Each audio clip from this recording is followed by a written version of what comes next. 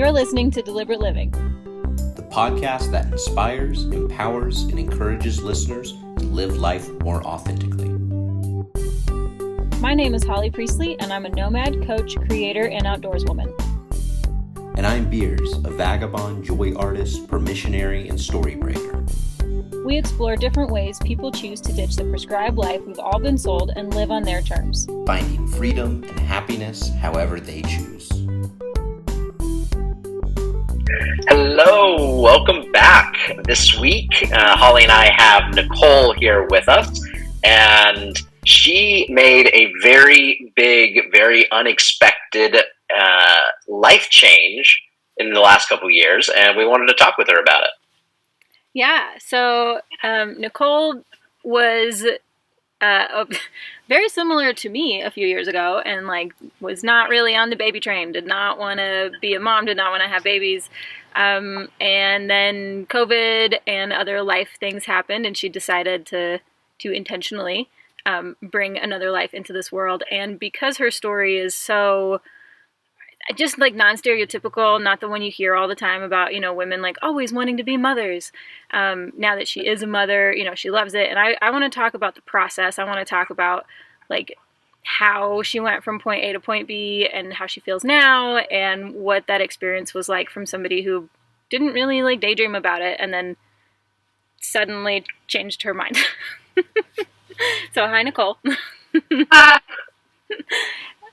Will you tell us? I'm stoked to hear a little of your story. Yeah, tell us a little bit about your bundle of joy right now, and then we can go back to a few years ago. My bundle of joy. Her name is Talulah Wren. She's about to be 1 in a few days. She's hilarious. She says mostly my dog's name and dog. She also says mama and dada, but the dog is far more important to her. Sure. She's trying to walk. She claps. She makes us laugh all the time. She's super determined. And yeah, she's not to be super cliche, but it all feels very cliche. She's the light of my life. Unexpectedly, she's so great. So that's her. That's awesome. So, when you and your husband met back in college, you had no inkling of being a mom. At that point, you had not really thought about it, or had thought about it and decided it's not for me. Yeah, I knew when he and I got together. I told him I wanted a life of adventure and being kind of bohemian and being kind of atypical, and that I've been an atypical person. Before he and I got together, my plan was to move to South America and join a nun convent that had a farm and learn about traditional healing medicines and be abstinent and not have a family. So that was the trajectory I was on prior. So I really am I'm an odd, atypical person. Yeah, and he knew that. But I warned him of that very clearly when we got together. And he wanted kids, but he wanted you more than he wanted kids. Yeah, so. Exactly. He said he always wanted to be a dad. I noticed wherever we went that kids really liked him, and he would light up and talk to them, but he'd always say that I was the most important thing, and kids were just a secondary want, and there was a million other things we could pursue in our life. So it was a non-issue.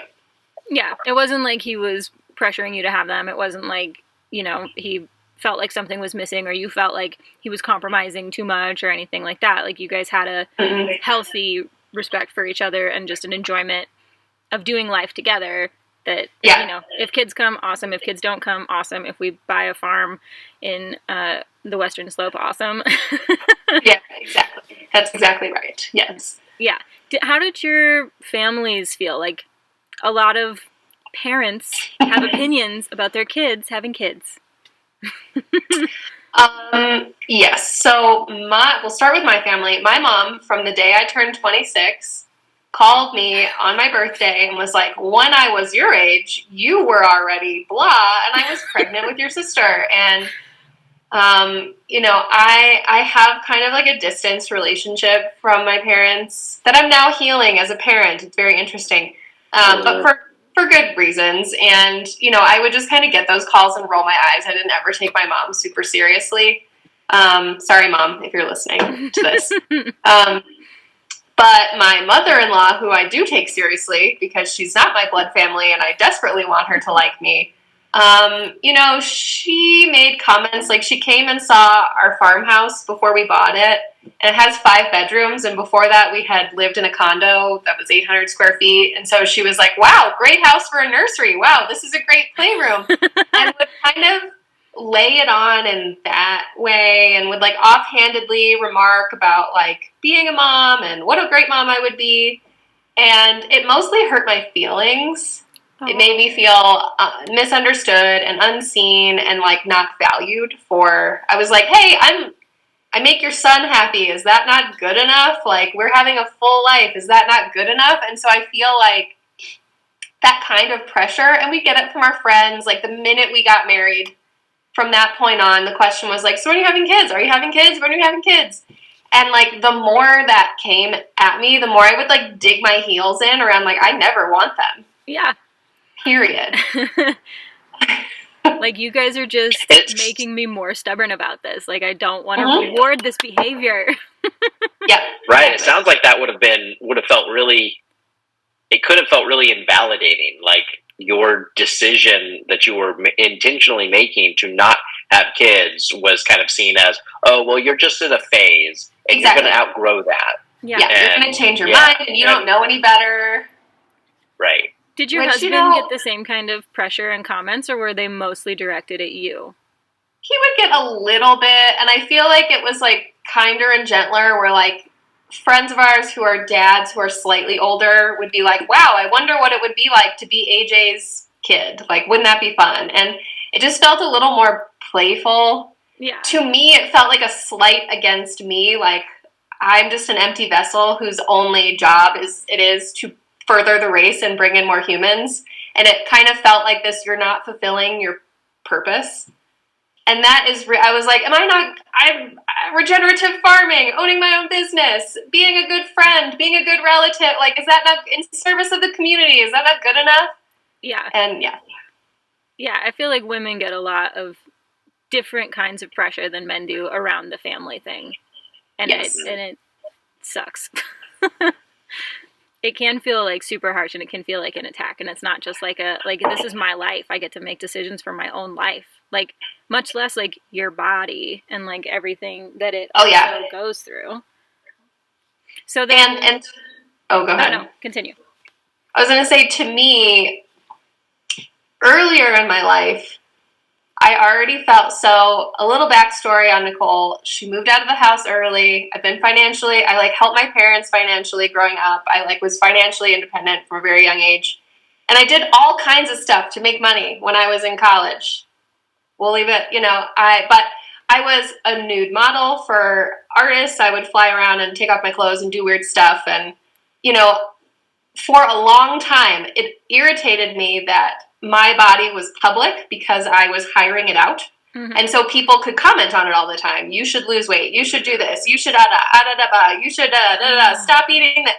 And so, as a direct response to that, had a pretty bad eating disorder. I'm now a chef, but I covered myself in tattoos and was like, my fucking body. Sorry, am I allowed to curse on this? Absolutely. Of course.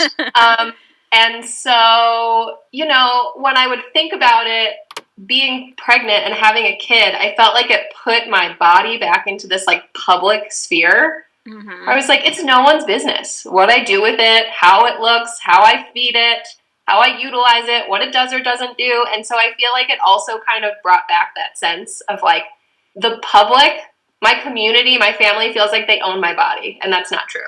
Yeah. To me. Yeah. Pre-baby and during baby, people like to touch bellies. Oh, have babies in them. People like stranger. I live in a rural place where people also think that's really okay. I feel like in urban places, maybe a little less so. Yeah. More educated. I'm not sure, but especially when I got pretty close to giving birth, everywhere I went, I was like the magical healing belly. Do you have a cough? Touch your belly. It'll make you feel better. Got a headache? Touch your belly. I mean, everyone was like, can I touch your belly?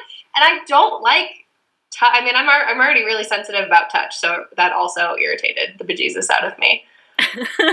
I can imagine. Oof. So then what was the process like from going from like that really like digging in your heels, like your whole life not wanting to have kids and kind of deciding like everybody pressuring me to have kids, everybody asking me about kids, making me not want to have kids anymore. My husband is fine with not having kids. He loves me for me. And then now you have an almost 1-year-old. What happened? So the pandemic is still happening. Yeah. But at the beginning, let me back up. My husband and I have a few businesses. I have a farm to table catering business. We also own a small farm, diversified regenerative farm. Between just those two, we are so incredibly busy. We have so many people coming through our house to volunteer, to be here, to take part in projects. Like, we hardly ever sit still. In the first 4 years of being on this property on the western slope, we had pretty much no alone time, and we're madly in love, and we pretty much only talked business. And you know, and that has its own, like, that's a maladaptive thing anyway. But the pandemic gave us this opportunity to just be by ourselves for the first time, like, in half a decade. So, you know, we ate a lot of food, we worked really hard, but then we had like all this free time with no one else around. And so we like actually got to be like in love and do the things that people who really like each other do. And not to say we weren't doing that, but we were doing a lot more of it come the pandemic. So I'm sure there's like a whole, I'm sure there's a whole generation of pandemic babies out there. Oh, for sure. Also, I'm sure it could go the other way. There's probably like a whole generation of pandemic divorces. Like, yes. You really find out if you like the person or not. And so I had a feeling he got me pregnant when it happened. I just had this weird sense, and we were running every day. Like, outside of where our farm is, there are sort of these like badlands, and we'd take our dog and we'd go running a few miles every day. And I remember for like 2 weeks, I would just scream at him I must have been in great shape because I was running after him and being like, "You ruined my life. How could you do that to me?" And sweet man, you know, he would just listen to me. And then I took a pregnancy test and I was correct. And, you know, I just had some time to think about it. I didn't tell anybody, just AJ and I knew.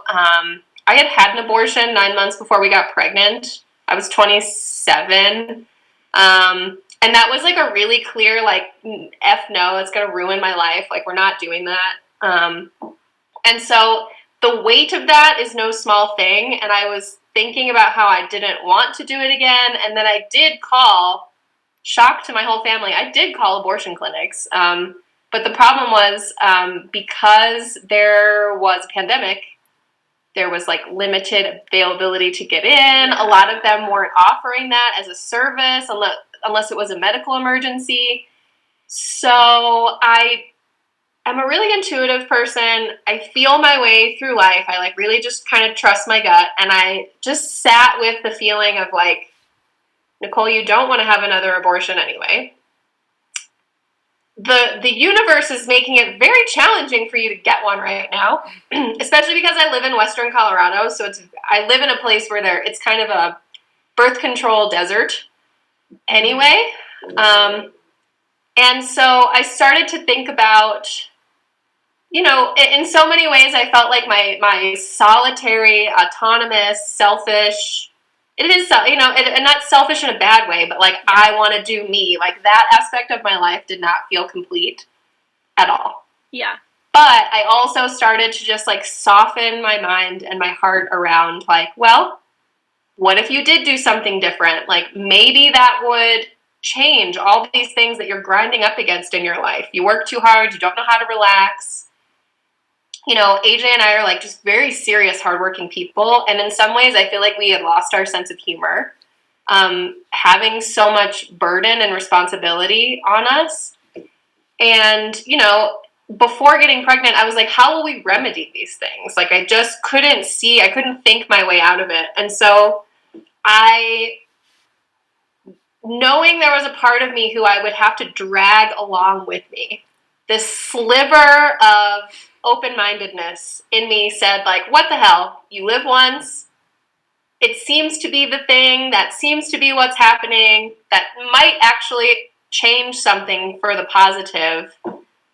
And so I was like, that's what we're doing. And so I think a lot of people wait to tell their families for whatever reason. And so that I couldn't change my mind, so that I couldn't go back on it, because I knew the majority of me did not want a baby. We told AJ's family and my family pretty much right away. Like, after I gave myself a week or two to sit on it. Yeah. You know, and that's right when I got violently ill. And so I was just violently ill for pretty much the rest of my pregnancy. It mellowed out at like 6 or 7 months, but that's how I got there. And I was not, I cried. I had severe, I wouldn't call it depression, maybe, but I feel like the conflict of my own personal interests. Yeah. You know, because I feel like when we say, I am comfortable in all of my discomforts, I could stay here forever, that part of us is like really stuck on staying that way. And I feel like that little crack of light in me that was like, maybe this will change things for the good, was really powerful, but it also had to, like I said, like drag the majority of who I am along. Like, I was pretty much dead weight my whole pregnancy, except for this little glimmer of hope that maybe it will be different. I remember I was 8.5 months pregnant. It was my birthday. Oh, man. And I just sobbed. I pray. I like go out and I scream. I literally scream at the sky sometimes, and I cry. And I remember I went outside in the dead of winter, and I was like, how could you do this to me? God, universe, forces of nature, please make it better. And so, I mean, I was very pregnant and very pissed about it still. Like, up until the day I went into labor, I was pissed and sad. Yeah. But it was enough, that glimmer of hope was enough, or that glimmer of change, or, you know, whatever it was enough that even though you were violently ill and very upset and kicking and screaming the whole way, that little glimmer of like, well, maybe this is the right thing. And I think also being a very intuitive person can help give that glimmer, like, the strength to drag you along. Yeah. But there was some part of you that was like, this could be the right thing. And I'm sure AJ was a prince because he treats you like an angel. He's wonderful. Yes. Your relationship is very #relationship goals. It's so cute. #relationship goals. You know, he did exactly what I needed. He like was a pillar of this is going to be okay, and simultaneously heard and received all of my feelings and would acknowledge how difficult and hard it was. And I feel like behind his strength that I needed him to show, this is absolutely going to be fine, he was very concerned. Like, still, now that she's born, every time I'm like, I love her so much, this is so great, I can see him being like, oh, phew. thank goodness. Like, so, yes, it was a lot. I think it was a lot on him. I really, a lot on him also because we have 2 very labor time and physically exhaustive businesses, and I couldn't do anything for 6 months. Yeah. I just laid around and tripped on my body's hormones, which was trippy. That sounds wild. That hope that you mentioned before, did you have any specific hopes, or was it just more of this abstract, this is just going to shake things up and let's see where the pieces fall in a new way? Yeah, I feel like I'm kind of a wild child person anyway, and I seem to only evolve through like very big, startling changes and not ones that were my idea. You know, maybe that's how everybody is, but I feel like I will like run 100 miles an hour against a wall, and like when it shatters, something changes, and it's like I may be moving in a certain direction, not intentionally, and the change happens often like painfully and out of my sort of out of my control. And so I felt that sense of this could be a positive change. this will force a change, and often with intention, changes improve upon things. So, but you are right now only at the beginning of this parenting change. But what have you seen that it has changed? That wow, so much. First, I like my body for the first time ever. I have really despised it. I've despised it my whole life. You know, I starved it, I overworked it, I hated it, I critiqued it, and definitely those first few months of being a postpartum, like, injured person, that was hard. But now that I'm a year out, I'm like, damn, this body is a transdimensional portal for life, and I fed my baby with this body, and it looks good. Like, it's like, I feel like I've given myself all of this permission to have my wants, like, to feed myself, to rest myself, to kind of honor myself and what it is that's, I don't think you have to give birth to honor your body that way, but it helped me recognize all the things I've achieved with it. And, like, seeing her be born and thinking of myself as, like, I was once like that, and my body has grown, and I've done all of these crazy things with it, and it's still young and vital, and I still have a lot of life to live with it. And so it's just really helped me be embodied in a new way. I don't feel stressed about anything at all. I had postpartum anxiety for a few months, which is hormonal, and I think just like you are caring for a person who cannot care for themselves, which is stressful. But now that I'm like out of that, again, I'm like out in that window of a year, I just feel myself being very in the moment of feeling like all that's important to me is like the tender love I have in my heart and like this small circle of people who I love. And it also, this is kind of edgy, I don't know, but I think when you're a parent, especially the parent who grew and birthed a child, you think a lot about life and death because it's all the same. And I feel like my whole life I've worried, I've been like devastated about losing people I love. They die in my head often and I like grieve them. I think just to like help myself deal with the fact that that's going to happen or it will happen. And that has been like a burden on me. And it's not that it's not still a burden, but I just feel this like softness of like entering in and exiting out that feels like much gentler. And I feel like much more relaxed around that. I was a hospice worker for 7 years too. I've been around a lot of death. But this is the first thing that has made me, like gentle myself and my fears of losing people. Where I'm like, it's a miracle when we get here, it's a miracle while we're here, and then it's a miracle we go back to wherever that is that we came from.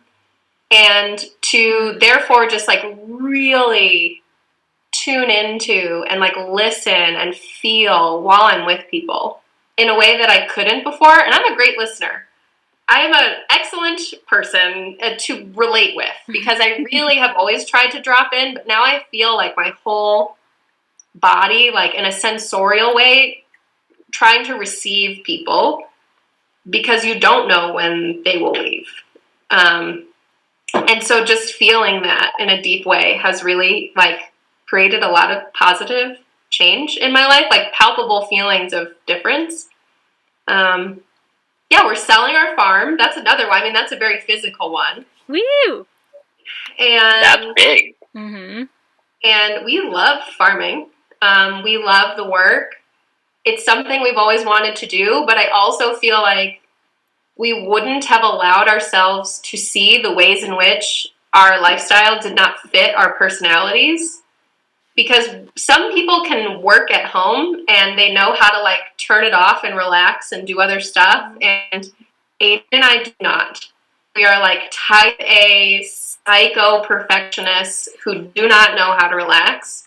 And we have a friend whose parent, we got married on her parents' farm, and we call her parents our fairy godparents. Oh. And she said that growing up with very similar parents to us on a farm, she felt as their child burdened by their anxiety and burdened by their burden and like burdened by the fact that they could not relax. You know, it's a financial thing, it's a physical thing, it's like the animals, it's all of it, the weather.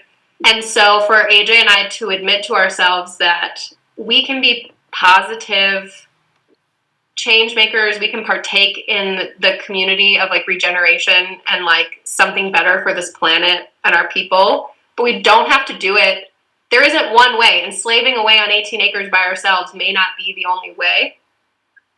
And so to give ourselves some permission, you know, because she's in direct contact with our joy and our sense of relaxation, like our organisms. And so wanting to make a positive life container for her that starts with us, where it's like, well, if we're nourished, if we're rested, if we're happy, if we're thriving, like she's gonna do great. Yeah. And we wouldn't have thought, I think we would have been too stubborn and not come to that as quickly or at all. I think that's so interesting. Some big ones. Yeah.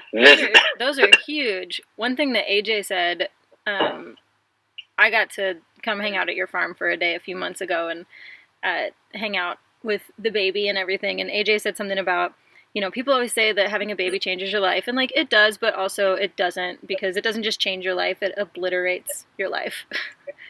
It yes. just completely obliterates it.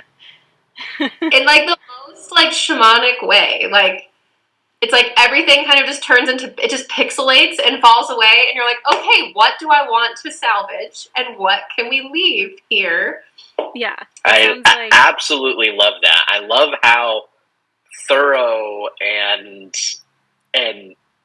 broad these changes are that you listed.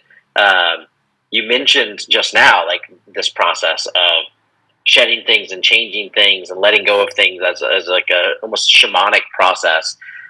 That echoes something you said earlier about being, what was the word you used? A transdimensional portal of life. Like, yeah, like that's, I absolutely love that phrase. And I can see how, and I don't think I would have thought of this without your reflection, but I can see how having that greater awareness and that experience of getting to actually function as that transdimensional portal could help the way that you also relate to death, the portal at the other end.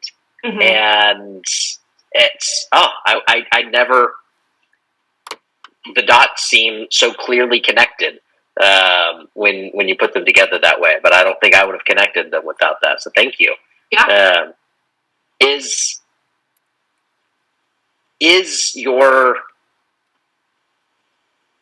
the metaphysical, there's been a lot of metaphysical language. Is that a big part of your life and your experience? And yes. Like I said, I have done a lot of things in my life. And, you know, AJ and I, when we first got together, we went to the jungle in South America and, like, made and ate plant medicine with, like, old natives for a long time. It, like, continues to be a part of our life. I temporarily dropped out of college because the tuition got expensive. And what started as, like, an academic case study ended up with me getting a degree in, like, light work. I'm, like, a reverend in, like, the Unitarian Universalist Church of Inner Light. And so I did psychic readings, more or less, for almost a decade.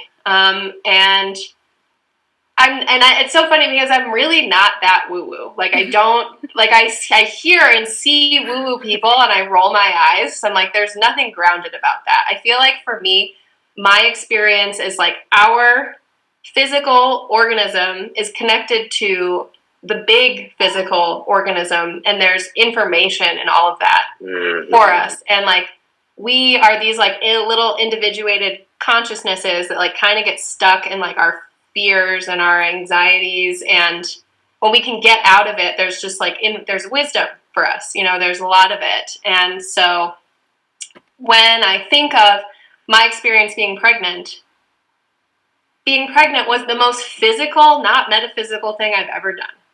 Like, I just trudged through my own garbage. I was just like, wah, I had a hard childhood. Wah, my parents were terrible. Like, wah, there's mental illness in my family. I'm scared. I don't like it. I don't want, it was just like me being a big baby being like, I don't want to.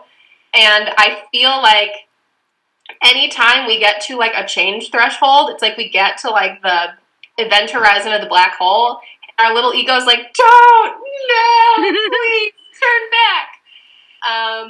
And then it was really interesting so when I went into labor, the day I went into labor, I was finally feeling good. I was like, okay, AJ, I got like 2 weeks till my due date. I finally feel good. I feel like I have energy. My body doesn't hurt. I don't have heartburn. I'm not miserable. Like, I could be pregnant for a little while. Ha ha.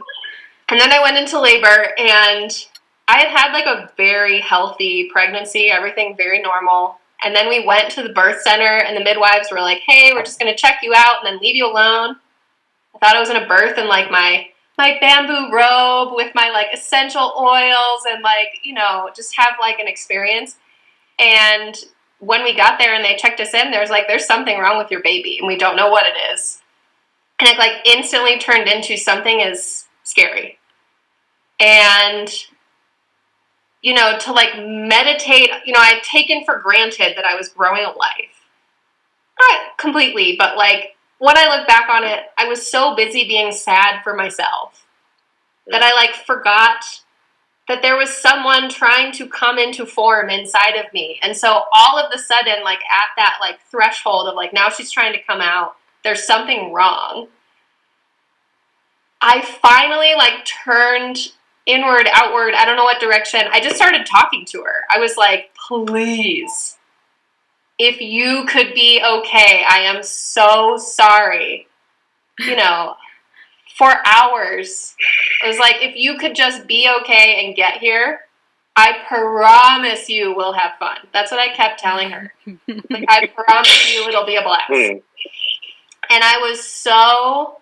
It really like shook me up quite a bit, where I was like, man, I took for granted that she was just going to be fine. And so she was totally fine. She had the cord wrapped around her neck 4 times. Oh my God. And every time I had a contraction, it was suffocating her. And to come out, she had to like go through like it was intense. That's actually what happened to me too, interestingly enough. Whoa. And so she came out, and there was like my midwife and my best friend and my husband and like a team of pediatric doctors waiting to revive her. And she was all purple, and AJ's crying, and my best friend's crying, and I just knew she was fine. I was like, I've been talking to her. She's fine. And so like everyone was like in the room, everyone was like, is she okay? And it like maybe took her 30 seconds or something to start crying, but I just sat there and I was like, we're cool. Like I finally made peace. Like, we are going to do this. And so I feel like that was how my transition from like, this is a physical thing that is happening to me to this is a metaphysical thing that I am a part of and makes me a part of more. So that's my long answer. Oh, that was so good. You had me in tears. Oh, that was incredible. So it's very cathartic. It was really. I feel like I am not a mom. I'm not cut out to being a mom. I don't want to be a mom. I like actively in one moment was like, no, please, like, please give me a chance. And that's just been a blast because now, like,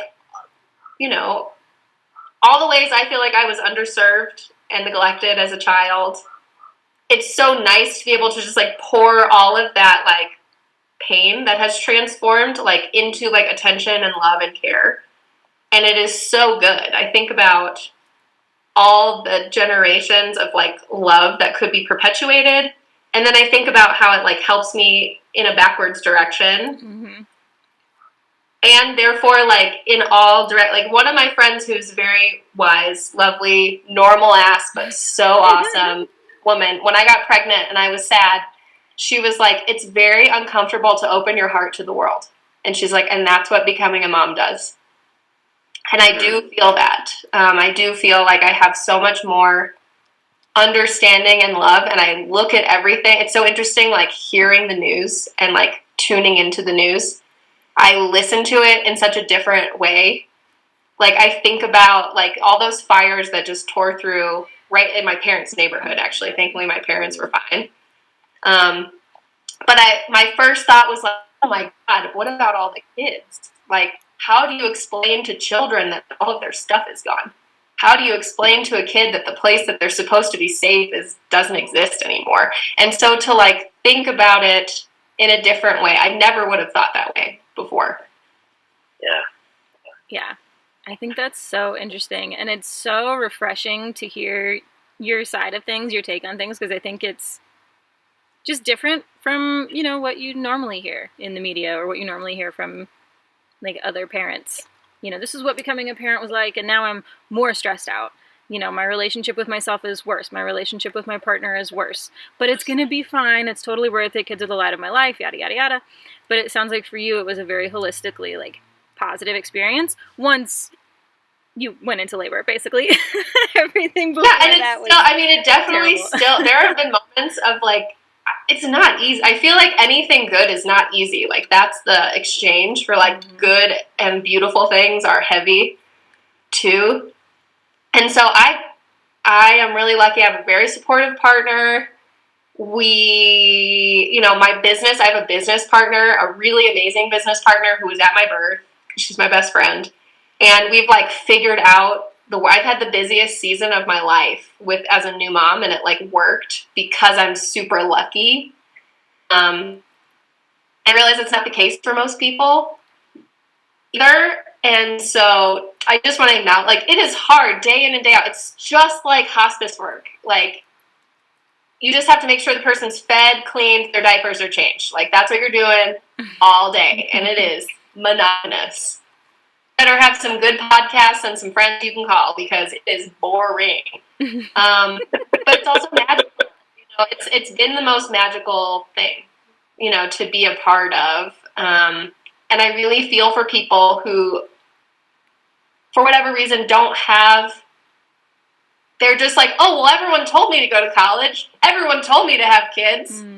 Everyone told me to buy a house. And they're just kind of going through it on good faith or, like, assumptions. And then it's blisteringly painful when they get there. Like, no one told me about this stuff, that stuff, all the things it brings up. And I feel like whether it was, like, my cynicism or the things that have happened to me or the things I've gotten to be a part of in my life, I, like, got to mull over all the difficult. Like, I knew what was coming. I knew I didn't know about the good parts, but I knew about the hard parts. So I feel like it has made it, easier, lighter. I don't know. I think that's amazing. I could talk to you all friggin' day. All friggin' day. Is there anything that you would tell somebody who decidedly doesn't want to have kids? Like, now that you have a kid, would you be like, well, maybe? Or would you just be like, nah, like, do your own thing? What would you say? Well, yeah, you know, it's interesting because a lot of my friends, I feel like generationally, we don't want to have kids. Yeah.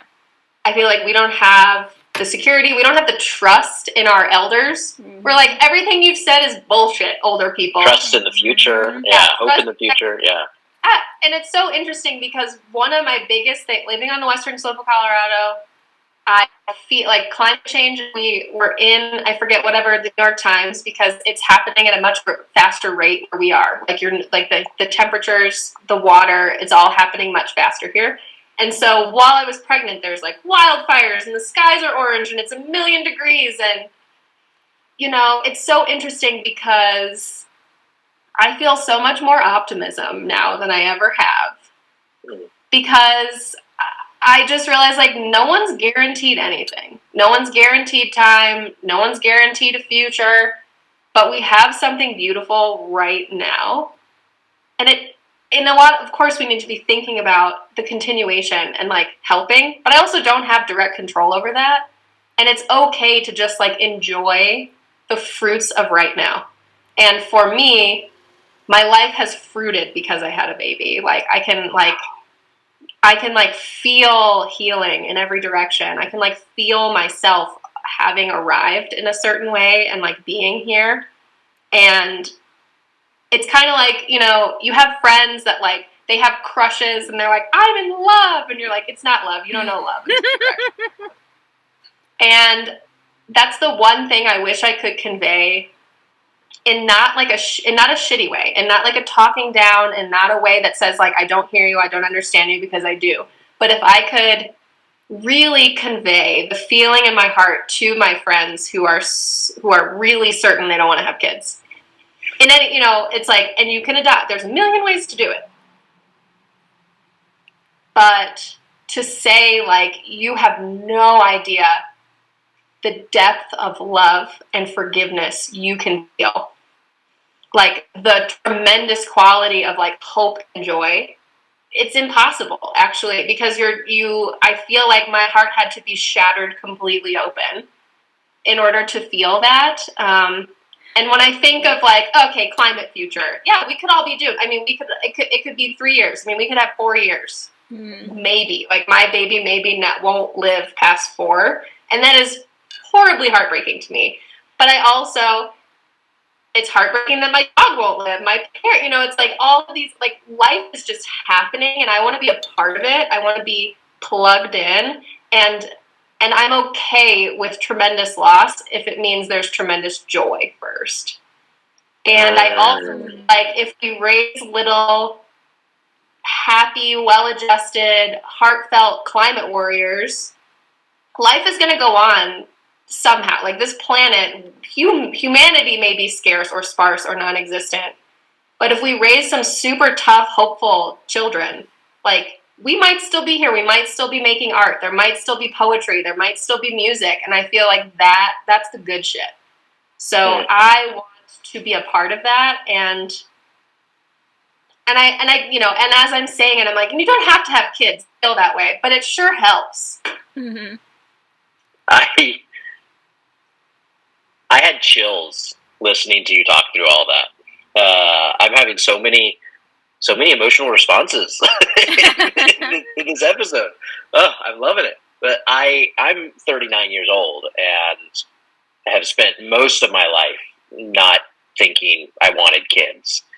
And it's been within the last 1 to 2 years that I have started to have a desire to be a dad. And for me, a lot of that has been as I have come to love myself more. I've been able to allow myself to see I would be a really fucking great dad.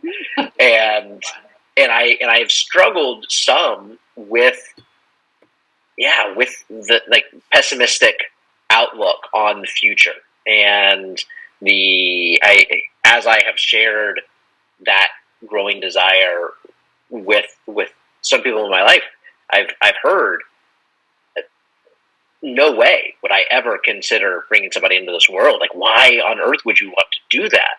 And I get where they're coming from, and your perspective on that hope. And as you said, you're more optimistic now than you ever have been. That fills my heart.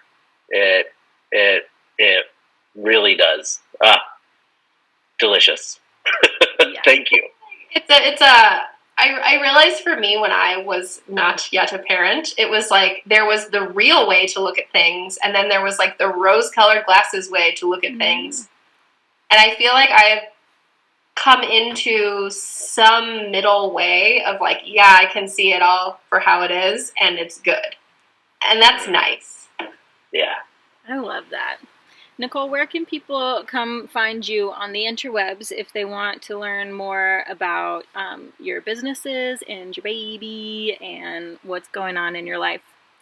Gosh, the first place, because I am a chef above all else, so funny, is foragesisters.com, and I think Forage Sisters on Instagram, and then, gosh, I don't have like a lot of internet presence. You can email me. Nicole, it's too hard to spell, but I will give my personal email out because I really do love, I don't know, I like sharing. That's where you can find me. Also, Deer Tree Farm, though that is what we're selling currently, is my husband and I, and you can see baby pictures on our private Instagram account if you ask, which is Carrillo Family Photos, and they're really cute. Excellent. That's awesome. Well, thank you so much for agreeing to chat with us. Like I said, I could talk to you all day. Like, we could easily have 4 more episodes, just where we talk about all of that and more. I think you're fascinating. I think Beers got a lot more out of this motherhood conversation than he thought he would. Oh, so good. That's awesome. And I want to thank everybody who's here this week, last week, next week, all of it. Anyone who has ever listened to a podcast or watched it on YouTube. I mean, you guys are what keeps us here. And I thank everybody who's ever been a part of the show. If you liked this show, if you got something out of it, go ahead and like it, thumbs up, 5 stars, whatever it is on the platform that you are listening to it on, watching it on. We have an Instagram specifically for the show now. Also, Beers and I have separate Instagrams where we share about the show anyway. Yay! And we have a Patreon specifically for the show as well, where you can get behind the scenes, extra episodes, extra long episodes, Q&A, and that sort of thing as well. And those are all linked in the show notes and on the Instagram and on my website. So yeah, thank you so much to everybody for being here. Thank you, Beers. Thank you, Nicole. And I hope everybody tunes in next week for another excellent episode. Bye. Thank you, Nicole. See you all next time. Thank you.